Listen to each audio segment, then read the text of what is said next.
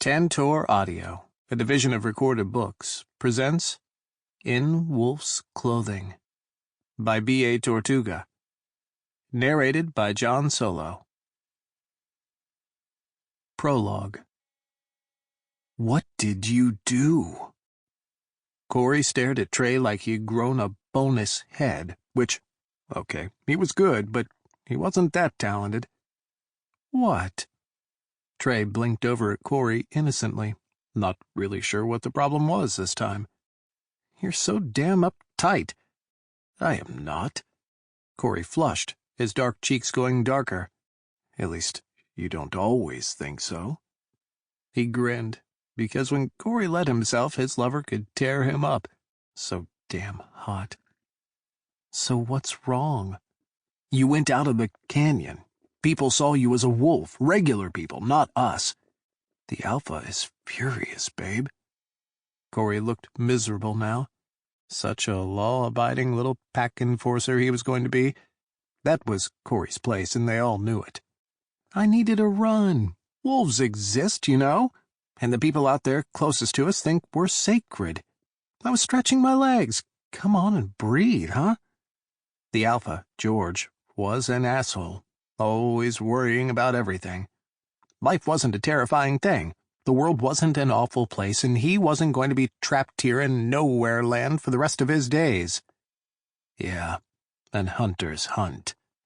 Cory's shoulders hunched. I was careful, honey. I swear.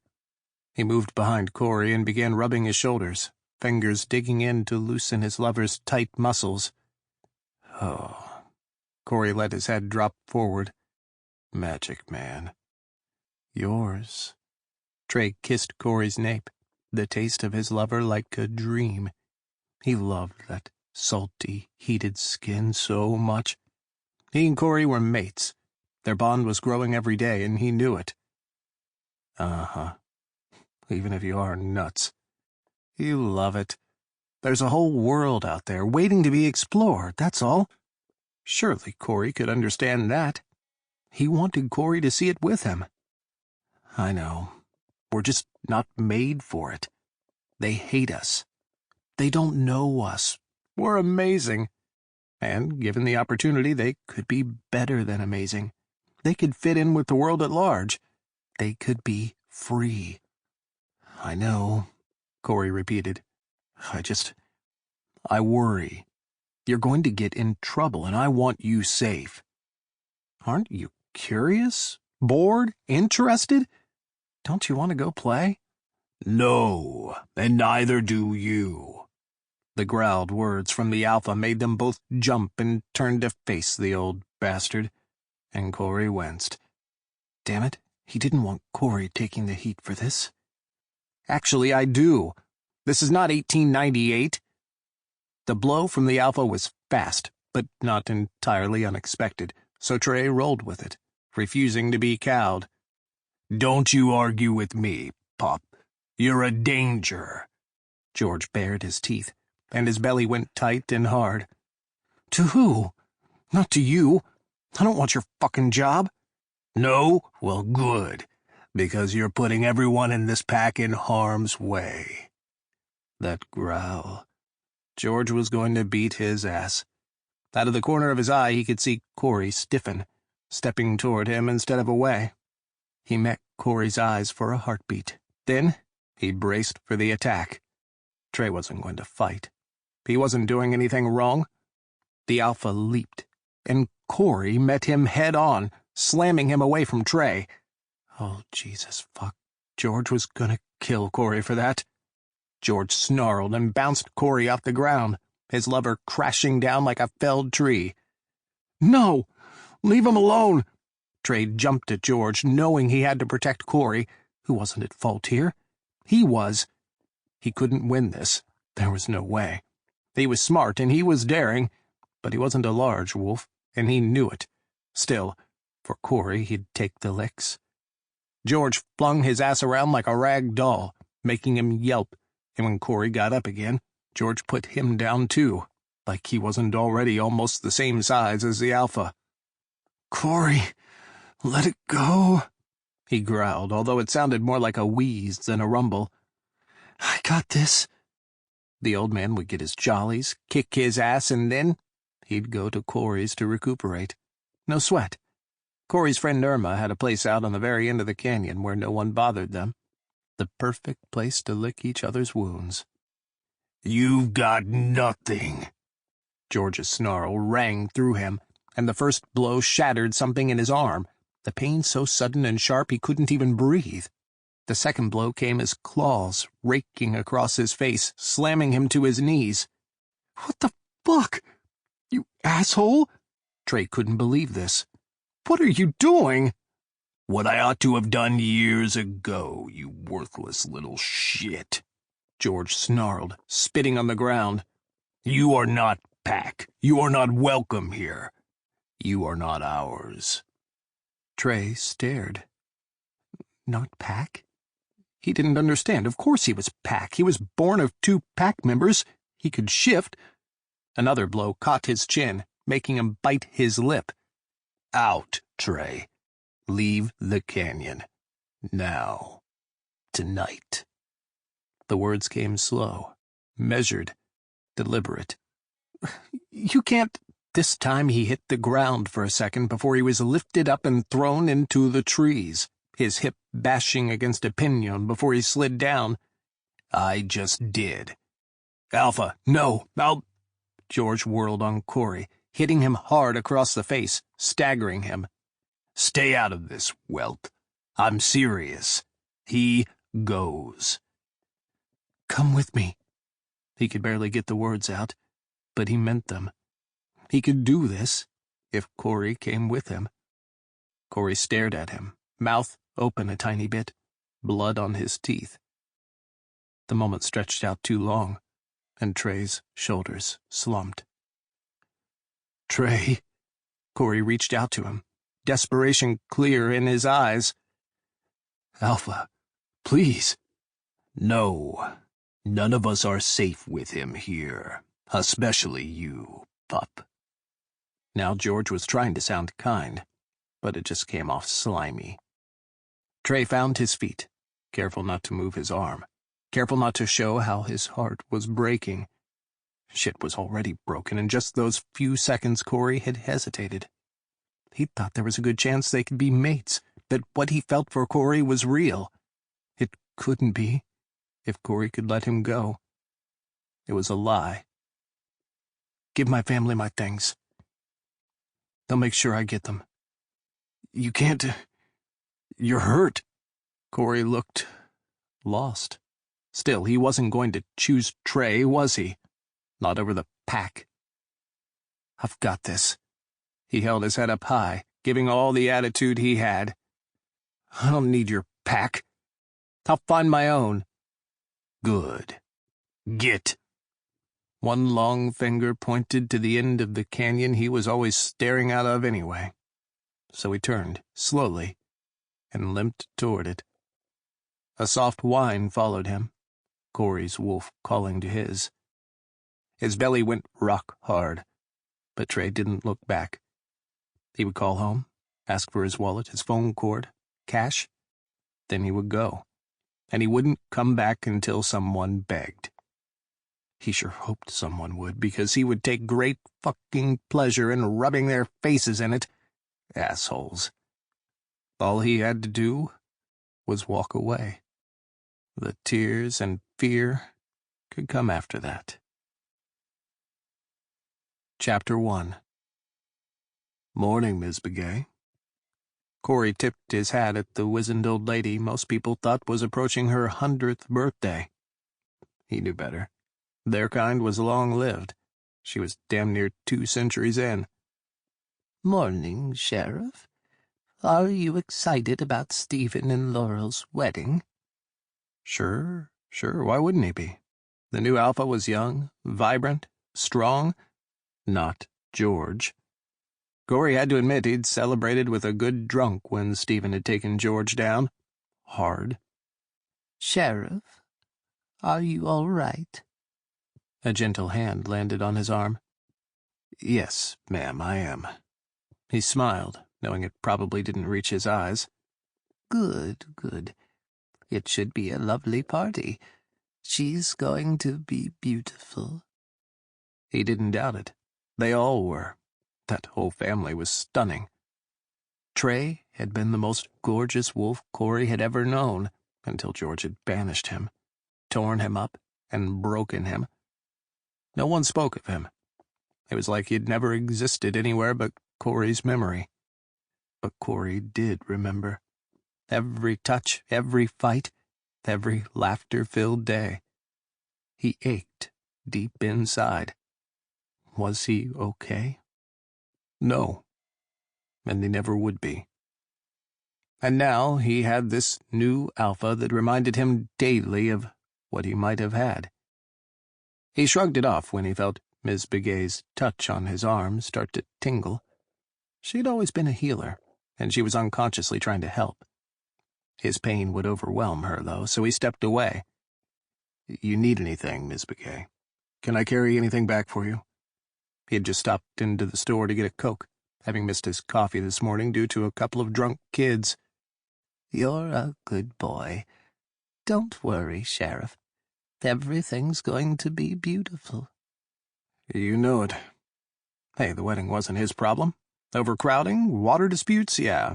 All he had to do was keep the peace the day of, and the Alpha would be happy.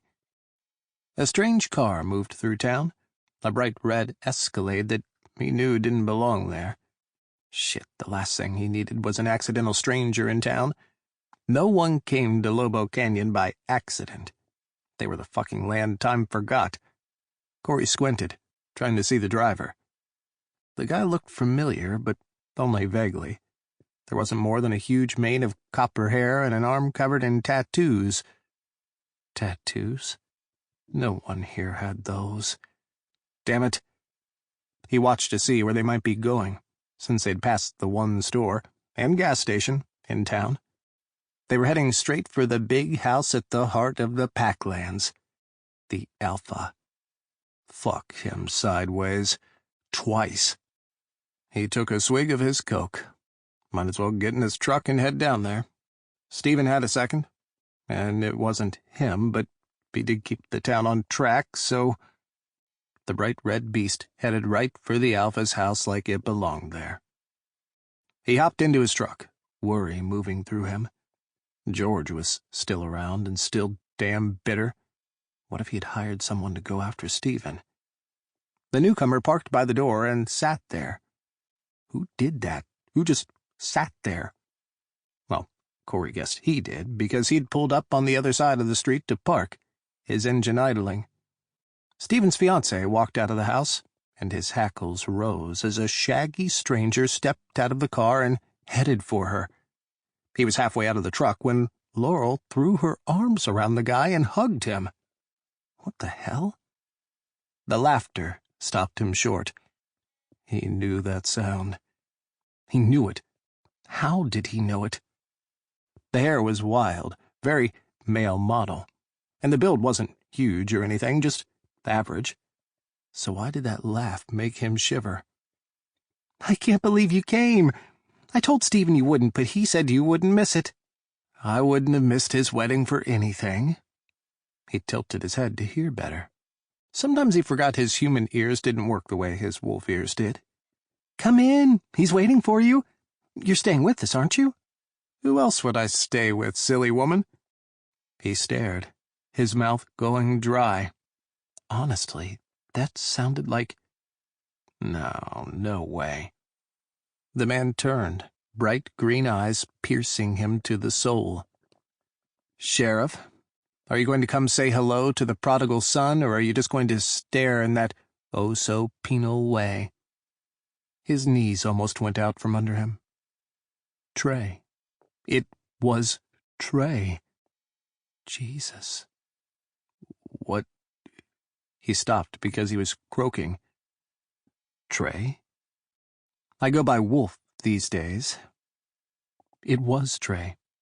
He'd been there when those scars that crossed Trey's cheek were laid down. But, in effect, yes. Oh, I didn't know you were coming." Lame, Cory. Super Idiot, of course he hadn't known. He had no idea Stephen was in touch with Wulf. Hell, as far as he knew, Trey might have been dead. No, of course you didn't. Trey's eyes were like chips of emeralds as they dragged over him. You look good, but your pants don't fit. Seriously, you're all baggy. His cheeks heated kind of painfully. Gee, thanks. I'll get a better belt, Jesus. That was all Trey had to say after all this damn time, that he was too skinny? I'll talk to my brother about outfitting his public servants better.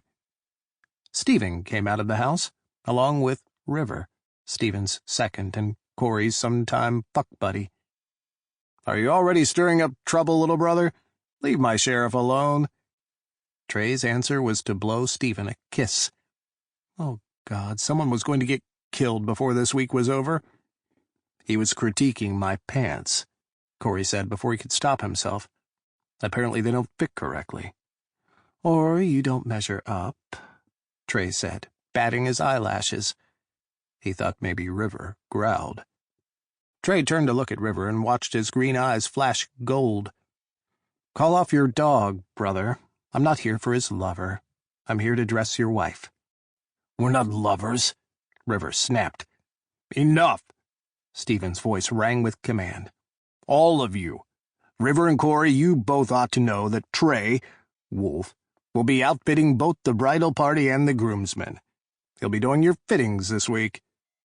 Fuck. You're a seamstress? The question slipped out of his lips, totally without his permission. Laurel gasped. He's a designer. He dressed Lita Martin at the Academy Awards, for goddess' sake. Who's that? Even River stared at him. Dude, she's on that Queen of Thorns show. Cory bared his teeth. I don't have time to watch TV. Mere, look, it doesn't matter. I make important clothes for people. This is important. Fair enough. Trey rolled his eyes. I'll need help unpacking the car at some point, if you don't mind. Oh, sure, I mean. They were still all just watching him. Cory backed up a step. Well, bye. He was going to flee. That was his only choice. Trey watched him back off. No, it wasn't watching, it was staring, judging, weighing him. He always came up lacking. Why should now be any different? Holler at me when it's time for my fitting. He whirled on his heel and left, wondering why he'd agreed to be in the wedding. He could feel Trey's eyes all the way to his pickup. Acid churned in his belly. This was so what he didn't need. You still have the finest ass I've ever seen. He whirled around. Just Trey. Everyone else had gone back inside. Even if it's too skinny? He snapped. I said your pants were too big, Cory. Pay attention. How many times had Trey said that to him? 100? 1,000? His shoulders drew up around his ears. Why are you here? Stephen asked. So simple. So quiet. Right, I didn't know you were in touch. His head was starting to pound. He needed that caffeine. No, it seemed the kindest thing. You have a life here. I don't. The kindest. He gritted his teeth. Kindest. Any time after Stephen became the alpha, Trey could have called, told Cory he was still alive. You fuck right off. Trey snorted. You honestly think, after I fucking walked out of here with a shattered arm, 3 broken ribs, and a sheared vertebrae, that you telling me to fuck off is going to hurt? Bitch, please. No, I reckon nothing hurts you, Wulf. You have Stephen call me when he needs me to come. He wasn't doing this. You broke me, man. I'll be damned if you ever get the chance to do it again. Trey turned and headed up the stairs into the house. Cory almost went after him. George had broken him, not Cory. He'd fucking gotten his ass kicked defending. He wanted to scream, to howl, to wolf out and go for Trey's throat. He didn't. That wasn't Cory's way. He was a lawman, not an animal. The sound of the door clicking shut was so final, so fucking loud. Just like when they were younger. Trey was always leaving him staring at that retreating back. He needed to get back to work and drink his damn Coke. Chapter 2. "Did you have to poke him?" Stephen asked. "He's a good guy." "I've sucked his dick, brother. I'm aware what kind of guy he is. The kind that didn't need a freak like him." "Wulf?" Laurel was half laughing, half shocked. "He was just surprised. We should have warned him. Or your second ought to have. They're lovers, after all. Which shouldn't hurt, but it did." "River and Cory? Nah." Stephen watched him carefully. "They blow off steam a few times a year, but Cory doesn't take lovers." "That's a waste of Wulf." He kept his face carefully composed, which was one of his superpowers. Scars pulled, so schooling his expression was a habit now. "I guess." Stephen shrugged. "So, what's the news with you?" "Well, I've designed this amazing wedding gown for a very specific bride." He let the bullshit go. He was there for a celebration.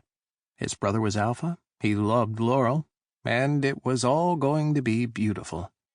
Laurel clapped her hands, then spun in a circle. "I can't wait." He laughed, applauding her. This was why he designed red carpet and bridal. It was all about the joy. "You know I want you to come to Santa Fe soon. Come and see the house and all the sights." "I know. I keep trying to get Stephen to go for our honeymoon, but I don't think he wants to leave the pack to River and Cory just yet." She pulled a face. "No? Well, I'll be there when you're ready." "That's so cool. I keep reading about it." Laurel's eyes twinkled. "I'm afraid he'll get as bad as George." Stephen growled softly, and Wulf just hooted, tickled as hell.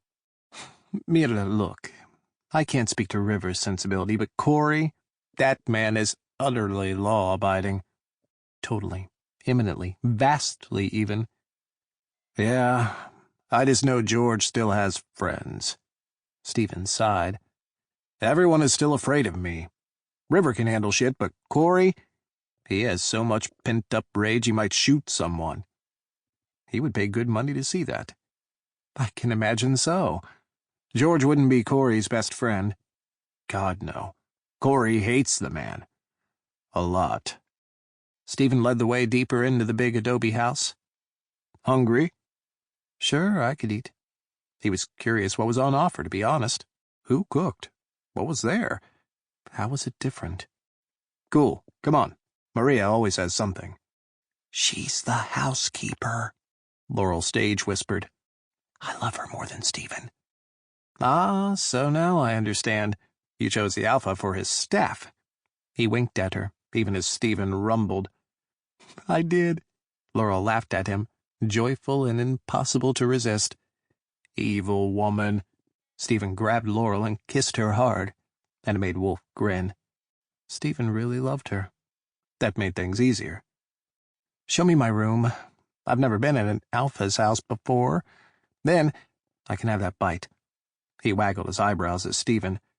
"Some things a brother shouldn't see." "Oh, right. Come on." Laurel led him back through the house. We let George keep his tacky McMansion and came back to the old Alpha house. I love it. It's got charm. And it smelled good, aged, like there were 1,000 old memories waiting to be explored. It's a good place. The Alpha before George left all these Spanish antiques, all these old photos. That's amazing. Are you going to display them? He felt himself getting twitchy, trying to process all the sensory information bashing at him. He wasn't the wolfiest guy out there, but this was old pack. I am. After the wedding, we have 2 more rooms to renovate. There's one in your room, the wardrobe. There are no closets. You want lunch in the courtyard? It's less overwhelming. She was a smart cookie. Please. This is amazing, but I haven't lived close to the moon in a long time. He didn't deny his wolf, he simply didn't have time. I get that. It was so weird to come into a pack like this. Right. She and Stephen had met through him, in a roundabout way. Laurel had been his friend from the start, but it had taken time for him to be able to talk about his family, and Laurel talked to Stephen online for years before she came here. I can imagine. I'm so glad you're here. They stopped at the end of the hall, and she led him to a suite with huge windows, a lovely 4-poster bed, and the sense of little more than flowers and air. Oh, this is great. He could breathe in there. Awesome. Good, you need to see the bathroom. She patted his arm like he was the dearest silly man. Bring it on, woman. Even if it had been hellish, which it so wasn't, he would have acted excited. She showed him to a huge ensuite with a big copper tub, a shower, double sinks, and plants everywhere, like his own jungle waterfall. Oh, look at this. He shook his head, taking it in. I know what I'm going to do all afternoon. Right? I told Stephen all the bathrooms had to be amazing. I love to have a long soak. Me too. Hell, he and Cory had snuck off to nearby hot spring pools all the time. He could head out there, see if he remembered the way. No, there was nothing about being out here with the pack that was going to work for him. He would do his thing for the wedding, soak in the provided tub, and mind his own fucking business. I'll have a meal set up out in the courtyard in an hour? A little longer? Sweet, sensitive girl. Maybe an hour and a half. It's been a hard day. Long drive. You got it. She came to him, going up on tiptoe to kiss his cheek. Rest. Thank you, lady. You're too good to me. I try. You're doing my dress. Another laugh, and she was gone, leaving him blessedly alone. He managed to get to the door, lock it, before he stumbled to the bed. Goddess. He shouldn't have come. Seeing Cory, he had expected it, had thought he would be cool, calm, and he was, until now. Now he felt like he was a kid again, running from everything, full of shit and bravado. Wulf took a deep breath. He wasn't. He was Wulf. Designer and wild child in Santa Fe, successful and always tasteful. He grabbed his phone and called the first person on his speed dial, his personal assistant, general manager and best friend on earth, Miguel. Are you okay, boss? Do I need to come? No, I mean, no to both. I'm not okay, but I don't want you to come up. Yet. He might change his mind. He might need Miguel to help, depending on the shapes of the various wedding party members, too. Oh, man. That bad, huh? Is he there? Honey, he's the fucking sheriff. The fucking sheriff! He was going to start laughing and never stop. Wow. That's very not you. God, it was good to be understood. He kicked off one boot. Tell me about it. The slacks, girl. I cannot express the nastiness. So you were looking at his junk. I was. I looked at his ass, too. I'm older, not dead. I never said you were, hun. He pulled off his other boot and flopped back on the bed. Goddess, this place is something else. Is that bad? You said your brother had a different place than the guy who banished you. It's gorgeous. They're doing a fabulous job. She's from the Boulder Pack. City folks. Ah, well, no wonder you're doing her dress, huh? She was excited. It felt amazing to be wanted. Sure. Miguel sighed. Well, how often do you have to see him, right? You can have fun still. I don't know. Maybe. It's beautiful here. I'd forgotten that. You had trauma. Miguel got that. He'd been banished from his pack, too. They all had. Yes, but I survived it. And so did you. And we have our own pack now. And he loved them all. There were more than a half-dozen of them, all misfits in one way or another. And they were happy. You know it. Mr. Cop can stick it up his ass. Yep. Except he couldn't get Sample complete. Ready to continue?